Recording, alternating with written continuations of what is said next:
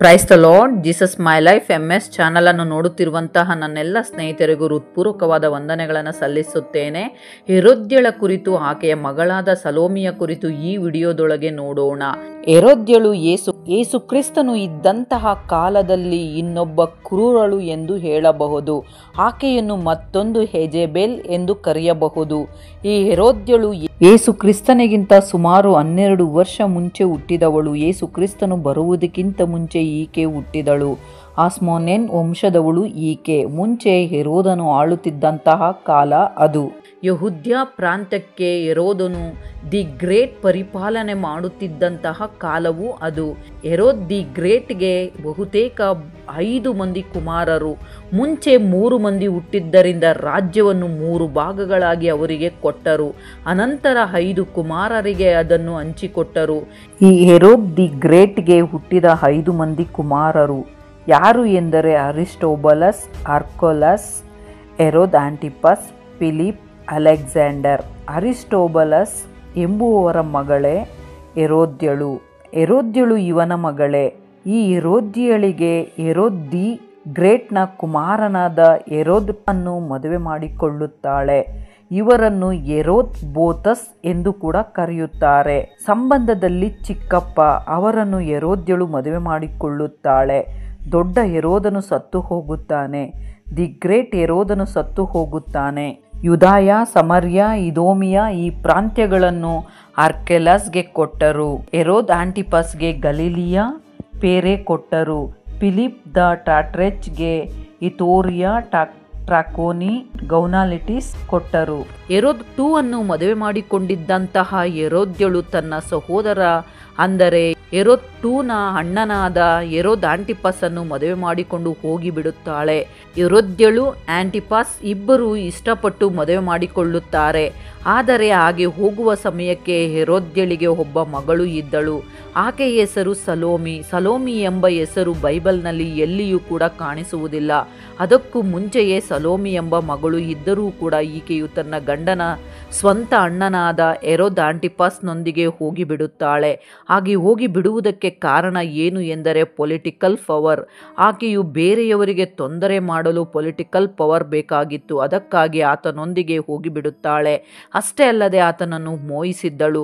ಈ ರೀತಿಯಾಗಿ ಸ್ವಂತ ಗಂಡನನ್ನು ಬಿಟ್ಟು ತನ್ನ ಮಗಳನ್ನು ಕರೆದುಕೊಂಡು ಹೆರೋದ್ ಆಂಟಿಪಸ್ನ ಬಳಿಗೆ ಹೋಗಿಬಿಡುತ್ತಾಳೆ.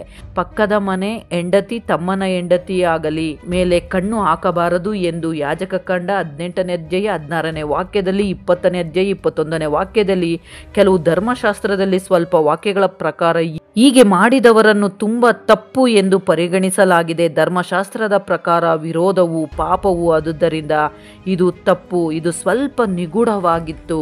ಆದರೆ ಇದು ಯಾರಿಗೆ ತಿಳಿಯಿತು ಎಂದರೆ ಸಾನಿಕನಾದ ಯೋಹಾನನಿಗೆ ತಿಳಿಯಿತು.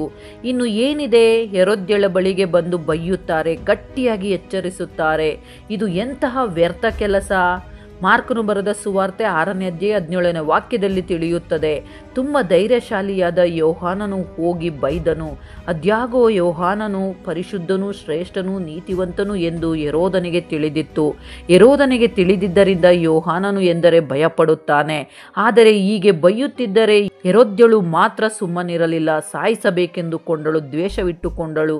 ಎಲ್ಲಿ ಸಾಯಿಸುತ್ತಾರೋ, ಏನು ಮಾಡುತ್ತಾರೋ ಈತನನ್ನು ಎಂದು ಹೇಳಿ ಸೆರೆಮನೆಯಲ್ಲಿ ಬಂಧಿಸಿದನು ಹೆರೋದ್ ಆಂಟಿಪಸ್.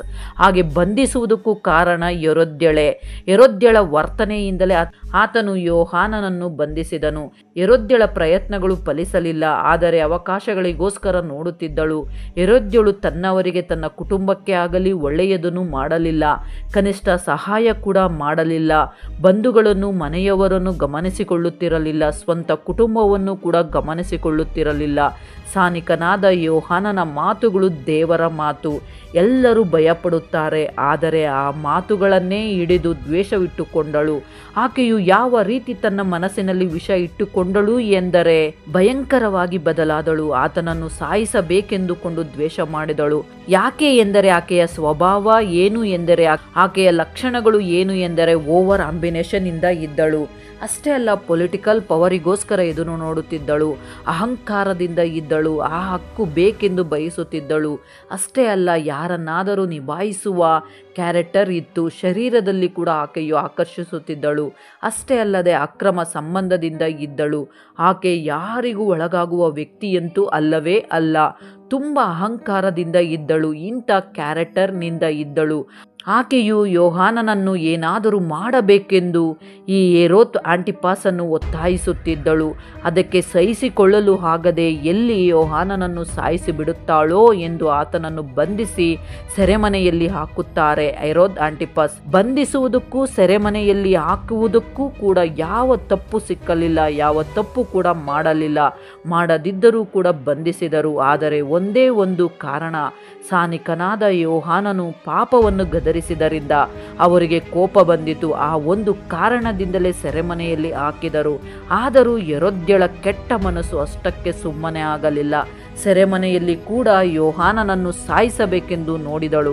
ಸೆರೆಮನೆಯಲ್ಲಿ ಕೂಡ ಅಪಾಯವೇ ಎಂದು ಸೈನ್ಯವನ್ನು ಮತ್ತಷ್ಟು ಬಲಪಡಿಸಿ ರಕ್ಷಣೆ ಹೆಚ್ಚಿಸಿದನು ಹೆರೋದ್ ಆಂಟಿಪಾಸ್. ಈ ಆರ್ಕಿಯಾಲಜಿಕಲ್ ಹಿಸ್ಟ್ರಿಯನ್ನು ನೋಡಿದರೆ ಸಾನಿಕನಾದ ಯೋಹಾನನನ್ನು ಬಂಧಿಸುವ ಸ್ಥಳವನ್ನು ನಾವು ನೋಡಬಹುದು. ಸೆರೆಮನೆಯಲ್ಲಿ ಹಾಕಿದ ಸ್ಥಳ, ಶಿರಚ್ಛೇದನ ಮಾಡಿದ ಪ್ರದೇಶ ಕೂಡ ಹಿಸ್ಟೋರಿಕಲ್ ಪ್ರಕಾರ ಕಾಣಿಸುತ್ತದೆ. ಆರ್ಕಿಯಾಲಜಿ ಹಿಸ್ಟರಿಯಾಗಿ ಕಾಣಿಸುತ್ತದೆ. ಈಗಲೂ ಕೂಡ ನಮಗೆ ಕಾಣಿಸುತ್ತದೆ. ಹೆರೋದನ ಮನಸ್ಸು ತಿಳಿದಿದೆ ನಮಗೆ. ಹೆರೋದನ ಮಾತು, ಆತನ ವರ್ತನೆ ಕೂಡ ಗೊತ್ತು. ಹೆರೋದ್ಯಳು ಮಾಡುವ ಪಾಪವು ತನ್ನ ಮಗಳಿಗೂ ಅಂಟಿಸಿದಳು. ಮಗಳನ್ನು ಹಾಳು ಮಾಡುತ್ತಾಳೆ. ಮಗಳ ಹೆಸರು ಸಲೋಮಿ. ಸಲೋಮಿಯನ್ನು ಡ್ಯಾನ್ಸ್ ಮಾಡಲು ಹೇಳಿ ಕಳುಹಿಸುತ್ತಾಳೆ. ಹೆರೋದನು ಹುಟ್ಟಿದ ದಿನ ಎಂದು ಮುಖ್ಯಸ್ಥರಿಗೆ ಔತಣವನ್ನು ಸಿದ್ಧ ಮಾಡಿಸಿದನು. ಹೆರೋದ್ಯಳ ಮಗಳು ಒಳಕ್ಕೆ ಬಂದು ನಾಟ್ಯವಾಡಿ ಹೆರೋದನನ್ನು ಅವನ ಸಂಗಡ ಪಂಕ್ತಿಯಲ್ಲಿ ಊಟಕ್ಕೆ ಕೂತಿದವರನ್ನು ಮೆಚ್ಚಿಸಿದಳು. ಅರಸನು ಆ ಹುಡುಗಿಗೆ ಬೇಕಾದದ್ದನ್ನು ಕೊಡುತ್ತೇನೆ, ನೀನು ನನ್ನನ್ನು ಏನು ಕೇಳಿಕೊಂಡರೂ ಸರಿ, ನನ್ನ ರಾಜ್ಯದಲ್ಲಿ ಅರ್ಧ ರಾಜ್ಯವನ್ನು ಕೇಳಿದರೂ ನಿನಗೆ ಕೊಡುತ್ತೇನೆ ಎಂದು ಆಣೆ ಇಟ್ಟುಕೊಂಡು ಹೇಳಿದನು. ಆಗ ಅವಳು ಹೊರಕ್ಕೆ ಹೋಗಿ, ನಾನು ಏನು ಕೇಳಿಕೊಳ್ಳಲಿ ಎಂದು ತನ್ನ ತಾಯಿಯನ್ನು ಕೇಳಲಾಗಿ, ಅವಳು ಸಾನಿಕನಾದ ಯೋಹಾನನ ತಲೆಯನ್ನು ಕೇಳಿಕೋ ಅಂದಳು. ಕೂಡಲೇ ಅವಳು ಅರಸನ ಬಳಿಗೆ ಅವಸರದಿಂದ ಬಂದು, ಈ ಕ್ಷಣದಲ್ಲೇ ಸಾನಿಕನಾದ ಯೋಹಾನನ ತಲೆಯನ್ನು ಪರತ್ತಿನಲ್ಲಿ ನನಗೆ ತರಿಸಿಕೊಡಬೇಕೆಂದು ನನ್ನ ಕೋರಿಕೆ ಎಂದು ಹರಕೆ ಮಾಡಿಕೊಂಡಳು. ಅದಕ್ಕೆ ಅರಸನು ಬಹು ದುಃಖಪಟ್ಟರು. ತಾನು ಇಟ್ಟುಕೊಂಡ ಆಣೆಗಳ ನಿಮಿತ್ತವಾಗಿಯೂ ತನ್ನ ಪಂಕ್ತಿಯಲ್ಲಿ ಕೂತಿದ್ದವರ ನಿಮಿತ್ತವಾಗಿಯೂ ಅವಳನ್ನು ಅಸಾಡೆ ಮಾಡುವುದಕ್ಕೆ ಮನಸ್ಸಿಲ್ಲದೆ ಕೂಡಲೇ ತನ್ನ ಮೈಗಾವಲಿನ ಸಿಪಾಯಿಗಳಲ್ಲಿ ಒಬ್ಬನಿಗೆ, ನೀನು ಹೋಗಿ ಯೋಹಾನನ ತಲೆಯನ್ನು ತಂದುಕೊಡು ಎಂದು ಅಪ್ಪಣೆ ಕೊಟ್ಟು ಕಳುಹಿಸಿದನು. ಅವನು ಹೋಗಿ ಸೆರೆಮನೆಯಲ್ಲಿ ಅವನ ತಲೆಯನ್ನು ಒಯ್ದು ಪರತ್ತಿನಲ್ಲಿ ತಂದು ಆ ಹುಡುಗಿಗೆ ಕೊಟ್ಟನು. ಆ ಹುಡುಗಿ ಅದನ್ನು ತನ್ನ ತಾಯಿಗೆ ಕೊಟ್ಟಳು. ಆಗ ಹೆರೋದ್ಯಳಿಗೆ ಶಾಂತಿಯಾಯಿತು. ಈತನು ಸತ್ತು ಹೋದ ಮೇಲೆ ಏನು ನಡೆಯಿತು? ಈ 3 ಮಂದಿ ಪ್ರಧಾನ ಪಾತ್ರಧಾರಿಗಳು ಏನಾದರೂ ಅದನ್ನು ಕೂಡ ನಾವು ನೋಡಬೇಕು. ಫ್ಲಾವಿಯಸ್ ಜೋಸೆಫಸ್ ಅವರು ವಿವರಿಸಿದ ಚರಿತ್ರೆ ಕೂಡ ನಮ್ಮ ಹತ್ತಿರ ಇದೆ. ಕ್ರಿಸ್ತಶಕ 37ನೇ ವರ್ಷದಲ್ಲಿ ಹೆರೋದ್ ಆಂಟಿಪಾಸನ್ನು ಅನಂತರ ಭಯಂಕರವಾದ ದಾಳಿಗೆ ಗುರಿಯಾಗುತ್ತಾನೆ. ಕ್ರಿಸ್ತಶಕ 37ರಲ್ಲಿ ಗೈಯಸ್ ಕ್ಯಾಲಿಗೋಲ್ ಎಂಬ ಚಕ್ರವರ್ತಿ ದಾಳಿ ಮಾಡಿ ಪ್ರಾಂತ್ಯವನ್ನು ಸ್ವಾಧೀನ ಮಾಡಿಕೊಳ್ಳುತ್ತಾನೆ. ಹೆರೋದ್ಯಳನ್ನು, ಹೆರೋದ್ ಆಂಟಿಪಾಸನ್ನು ಬಂದಿಗಳಾಗಿ ಮಾಡುತ್ತಾನೆ. ಇದಕ್ಕೂ ಮುಂಚೆಯೇ ಹೆರೋದನ ಜೀವಿತದಲ್ಲಿ ಇನ್ನೊಂದು ಘೋರವಾದ ಸಂಕಟವು ನಡೆದಿದೆ. ಯಾಕೆ ಎನ್ನುತ್ತೀರಾ? ಹೆರೋದ್ಯಳು ಗಂಡನನ್ನು ಬಿಟ್ಟು ಇವನ ಬಳಿಗೆ ಬಂದಿದ್ದಳು. ಈತನಿಗೆ ಮದುವೆ ಆಗಿತ್ತಾ ಎಂದರೆ ಆಗಿತ್ತು. ಈ ಮದುವೆ ಆಗಿದ್ದ ವ್ಯಕ್ತಿ ಯಾರು ಎಂದರೆ ಪೆಟ್ರಿಯಾ ಅರೇಬಿಯಾ ಪ್ರಾಂತ್ಯಕ್ಕೆ ಸೇರಿದ ಅರೆಟಾಸ್ IV ಎನ್ನುತ್ತಾರೆ. ಈತನನ್ನು ಅರೆಟಾಸ್ ಚಕ್ರವರ್ತಿಯ ಮಗಳನ್ನು ಮದುವೆ ಮಾಡಿಕೊಂಡಿದ್ದನು. ಹೆರೋದ್ ಆಂಟಿಪಾಸನು ಹೀಗೆ ಅರೆಟಾಸ್ IV ಚಕ್ರವರ್ತಿಯ ಮಗಳನ್ನು ಮದುವೆ ಮಾಡಿಕೊಂಡನು. ಮತ್ತೆ ಹೆರೋದ್ಯಳನ್ನು ಮದುವೆ ಮಾಡಿಕೊಳ್ಳುತ್ತಾನೆ. ಆದುದರಿಂದ ಅನಂತರ ಹೆರೋದ್ಯಳು ಬರುವುದು, ಈಕೆಯನ್ನು ಬಿಟ್ಟು ಬಿಡುವುದು, ಗಲಾಟೆಗಳು, ವಿಚ್ಛೇದನ ಕೊಡುವುದರ ಮೂಲಕ ಅನೇಕ ಗಲಾಟೆಗಳು ನಡೆಯಿತು. ಯೋಹಾನನು ಸಾಯಿಸುವಾಗಲೂ ಕೂಡ ಈ ಗಲಾಟೆಗಳು ನಡೆಯುತ್ತಿತ್ತು. ಆದರೆ ತನ್ನ ಮಗಳನ್ನು ಹೀಗೆ ಮಾಡಿದನು ಎಂದು ಅರೆಟಾಸ್ ಚಕ್ರವರ್ತಿ ಸೈನ್ಯದೊಂದಿಗೆ ಬಂದು ದಾಳಿ ಮಾಡಿ ಹೆರೋದನ ಸೈನ್ಯವನ್ನು ನಾಶ ಮಾಡಿ ಎಲ್ಲ ಆಯುಧಗಳನ್ನು ಸ್ವಾಧೀನ ಮಾಡಿಕೊಂಡು ಎಲ್ಲವನ್ನು ನಾಶ ಮಾಡಿಬಿಡುತ್ತಾನೆ. ಹೀಗೆ ರಾಜ್ಯವು ನಾಶವಾಗಿ ಸೈನ್ಯವು ಬಲಹೀನವಾಗಿ ಹೋದಾಗ ಅನಂತರ ಗೈಯಸ್ ಕ್ಯಾಲಿಗೋಲ್ ಎಂಬ ಚಕ್ರವರ್ತಿ ಬಂದು ಸರ್ವನಾಶ ಮಾಡಿಬಿಡುತ್ತಾನೆ, ಬಂದಿಗಳಾಗಿ ಮಾಡುತ್ತಾನೆ. ಅನಂತರ ನಡಿ ಗಟ್ಟಿಗೆ ಕಳುಹಿಸಿ ದಾಸರಾಗಿ ಮಾಡುತ್ತಾರೆ. ಅವರು ಚಿತ್ರಹಿಂಸೆಯನ್ನು ಅನುಭವಿಸಿದರು. ಈ ಹೆರೋದ್ಯಳ ಮಗಳಾದ ಸಲೋಮಿ ಇವರ ಬಳಿಯಿಂದ ಹೊರಟು ಹೋಗುತ್ತಾಳೆ. ಈ ಮೊದಲು ಇವರು ಗೋಲ್ಗೆ ಸ್ಪೇನ್ಗೆ ಬಂದಿಗಳಾಗಿ ಹೋದರು ಎಂದು ಈ ಜೋಸೆಫಸ್ ಅವರು ಬರೆದಿದ್ದಾರೆ. ಇವರು ಬಂದಿಗಳಾಗಿಯೇ ಸತ್ತು ಹೋದರು ಎಂದು ನಮಗೆ ತಿಳಿಯುತ್ತದೆ. ಫ್ಲಾವಿಯಸ್ ಜೋಸೆಫಸ್ ಬರೆದಿರುವ ವಾರ್ 2 ಎಂಬ ಪುಸ್ತಕದಲ್ಲಿ 183ನೇ ಪೇಜಿನಲ್ಲಿ ಇವೆಲ್ಲವೂ ನಮಗೆ ಕಾಣಿಸುತ್ತದೆ. ಈ ಎಲ್ಲ ವಿವರಣೆ ತಿಳಿಯುತ್ತದೆ. ಡ್ಯಾನ್ಸ್ ಮಾಡಿದಂತಹ ಸಲೋಮಿ ಏನಾದಳು? ಈ ಸಲೋಮಿ ಏನಾದಳು ಎಂದು ನಾವು ಆಲೋಚನೆ ಮಾಡಿದರೆ ಈ ಹೆರೋದ್ಯಳ ಮಗಳು ಅಲ್ಲವಾ ಸಲೋಮಿ? ಹೆರೋದ್ಯಳು ಯಾವ ತಪ್ಪು ಮಾಡಿದ್ದಳೋ ಸಲೋಮಿಯು ಕೂಡ ತಾಯಿಗೆ ತಕ್ಕಂತೆ ಹೆಸರನ್ನು ಹೊಂದಿಕೊಂಡಳು. ಹೆರೋದ್ಯಳು ಯಾವ ತಪ್ಪನ್ನು ಮಾಡಿ ಯಾರನ್ನು ಬಿಟ್ಟು ಯಾರನ್ನು ಮೋಸ ಮಾಡಿ ಬಂದಳೋ ಅವರ ವಂಶದಲ್ಲೇ ವರಸೆಯಲ್ಲಿ ಚಿಕ್ಕಪ್ಪ ಫಿಲಿಪ್ ಟ್ರಾಟ್ರಚ್ ಅನ್ನು ಮದುವೆ ಮಾಡಿಕೊಳ್ಳುತ್ತಾಳೆ. ಅನಂತರ ಆತನ ಜೊತೆಯಲ್ಲಿ ಇರದೆ ಅದೇ ವಂಶದಲ್ಲಿ ಅರಿಸ್ಟೋಬಲಸ್ ಫೈಯನ್ನು ಮದುವೆ ಮಾಡಿಕೊಳ್ಳುತ್ತಾಳೆ. ಅನಂತರ ಅರಿಸ್ಟೋಬಲಸ್ ಫೈಯ ಹೆಂಡತಿಯಾಗಿ ಇರುತ್ತಾಳೆ. ಅಲ್ಲೇ ಸತ್ತು ಹೋಗುತ್ತಾಳೆ. ಈ ಅರಿಸ್ಟೋಬಲಸ್ ಫೈ ಯಾರು ಎಂದರೆ ಈ ಹೆರೋದ್ಯಳ ತಂದೆಯೂ ಕೂಡ ಅರಿಸ್ಟೋಬಲಸ್. ಆತನು ಅಲ್ಲ, ಈತನು ಬೇರೆ, ಆತನು ಬೇರೆ. ಅವರ ವಂಶದಲ್ಲಿ ಅವರವರ ಹೆಸರುಗಳನ್ನು ಇಟ್ಟುಕೊಳ್ಳುವುದು ಇರುತ್ತದೆ. ಅರಿಸ್ಟೋಬಲಸ್ ಫೈ ಆಗಿ ಇದ್ದರು. ಈತನು ವರಸೆಯಲ್ಲಿ ಅಣ್ಣನೂ ಆಗುತ್ತಾನೆ. ಈ ಸಲೋಮಿ ಚಳಿಗಾಲದ ಪ್ರಯಾಣದಲ್ಲಿ ಮಂಜು ಹಿಡಿಯುವ ಸಮಯದಲ್ಲಿ ನದಿ ದಾಟುವ ಅವಸರದಲ್ಲಿ ಈ ನದಿಯು ಮಂಜಿನಿಂದ ನೀರು ಗಡ್ಡೆಗಟ್ಟಿರುತ್ತದೆ. ಆ ಗಡ್ಡೆ ಕಟ್ಟಿರುವ ನೀರಿನ ಮೇಲೆ ನಡೆದು ದಾಟಬೇಕಾಗುತ್ತದೆ. ಕಾಲ್ನಡಿಗೆಯಲ್ಲಿ ದಾಟುತ್ತಿರುವಾಗ ಆ ಹಿಮ ಸ್ವಲ್ಪ ಕರಗಿ ಕಾಲು ತಿರುಚಲ್ಪಟ್ಟು ನೀರಿನಲ್ಲಿ ಮುಳುಗಿದಳು. ನೀರಿನಲ್ಲಿ ಮುಳುಗಿದಾಗ ಹಿಮದ ಕದನದಲ್ಲಿ ಸಿಕ್ಕಿ ತಲೆ ವಿಭಜನೆಯಾಯಿತು. ತಲೆ ಶರೀರವು ಬೇರೆಯಾಯಿತು. ಯೋಹಾನನ ತಲೆಯನ್ನು ಕೇಳಿದ ಈಕೆಯು ತನ್ನ ತಲೆಯು ನೀರಿನ ಮೂಲಕ ತೆಗೆಯಲ್ಪಟ್ಟಿತು. ನಾಟ್ಯವಾಡಿದ ಶರೀರವು ನರಳಿ ಹಿಮದಲ್ಲಿ ನೀರಿನಲ್ಲಿ ಕೊಚ್ಚಿಕೊಂಡು ಹೋದಳು. ಅವರ ಅಕ್ರಮವೇ ಅವರ ನಾಶನಕ್ಕೆ ಕಾರಣವಾಯಿತು. ಸೈನ್ಯವು ನಾಶವಾಯಿತು, ರಾಜ್ಯವು ನಾಶವಾಯಿತು, ಇನ್ನೊಬ್ಬರ ಕೈಗೆ ಸಿಕ್ಕಿತು. ರಾಜ್ಯವನ್ನು ಕಳೆದುಕೊಂಡರು, ರಾಜ್ಯವನ್ನು ಆಕ್ರಮಿಸಿಕೊಂಡರು. ಇಬ್ಬರು ಬಂದಿಗಳಾಗಿ ಹೋಗಿಬಿಟ್ಟರು. ಎತ್ತ ಮಗಳಿಗೆ ಕೆಟ್ಟದ್ದನ್ನು ಕಲಿಸಿದ ತಾಯಿಯಂತೆ ಮಗಳು ಕೂಡ ಚಿಕ್ಕಪ್ಪನನ್ನೇ ಮದುವೆ ಮಾಡಿಕೊಂಡಳು. ಮತ್ತೆ ಸಹೋದರನ ವರಸೆ ಇರುವ ಆತನನ್ನು ಮದುವೆ ಮಾಡಿಕೊಂಡಳು. ಹಾಗೆ ಡ್ಯಾನ್ಸ್ ಮಾಡಿ ತಲೆ ಬೇಕು ಎಂದು ಕೇಳಿದ್ದ ಆಕೆಯ ತಲೆಯೂ ಕೂಡ ಕಟ್ಟಾಗಿ ಬಿದ್ದಿತು.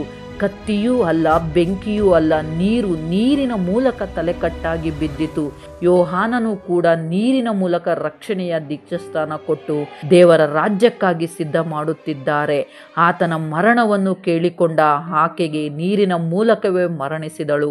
ನಮ್ಮ ದುಷ್ಟತನವೇ, ನಮ್ಮ ಅಕ್ರಮ ಆಲೋಚನೆಗಳೇ, ಅಕ್ರಮ ಕೆಲಸಗಳೇ ನಮ್ಮನ್ನು ನಾಶ ಮಾಡುತ್ತಾವೆ ಎಂದು ತಿಳಿದುಕೊಳ್ಳಿರಿ. ಈ ವಿವರಣೆ ಎಲ್ಲವೂ ಕೂಡ ನಮಗೆ ಆ ಗುಣಪಾಠ ಕಲಿಸಬೇಕು. ಈ ವಿಷಯವು ನಿಮಗೆ ಅರ್ಥವಾಗಿದೆ ಎಂದು ನಾನು ಭಾವಿಸುತ್ತೇನೆ. ಈ ವಿಡಿಯೋ ನಿಮಗೆ ಇಷ್ಟವಾಗಿದ್ದರೆ ಲೈಕ್ ಕೊಡೋದನ್ನು ಮರೆಯಬೇಡಿರಿ.